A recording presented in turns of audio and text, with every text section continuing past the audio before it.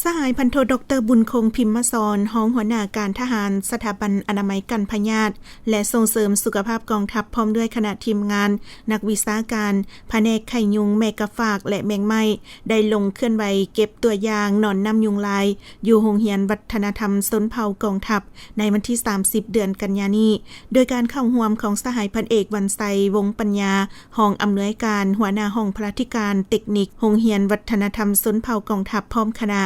สหายพันตรีดร.อนุสรณ์เกียงประสาหัวหน้าแผนกไข่ยุงแมกะฝากและแมงไม้สถาบันอนามัยกันพยาธิและส่งเสริมสุขภาพกองทัพได้แจ้งจุดประสงค์เป้าหมายในการลงเคลื่อนไหว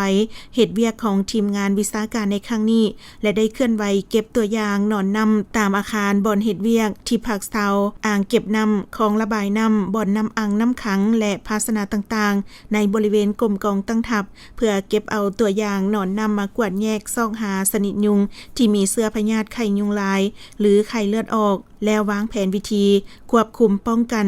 จากนั้นทีมงานวิชาการยังได้แนะนำเน้นหนักมายังบรรดานายและพลทหารบรรดาน้องๆนักเรียนพร้อมกันยกสูงสติเวียกงานป้องกันพยาธิไข้ยุงลายหลีกเว้นบ่ให้ถูกยุงกัดทำลายแหล่งเพาะพันธุ์ของยุงลายโดยการปฏิบัติเวียกงาน5 ปออย่างเป็นประจำถ้ารู้สึกว่าเป็นไข้บ่ควรซื้อยามากินเองให้รีบฟ้าวไปพบแพทย์หมอรีบด่วนทั้งนี้ก็เพื่อเป็นการป้องกันตนเองครอบครัวและเป็นการควบคุมสกัดกั้นพยาธิไข้ยุงบ่ให้เกิดมีการระบาดทางรักษาได้สุขภาพนายและพลทหารก็คือน้องๆนักเรียนให้มีสุขภาพแข็งแรง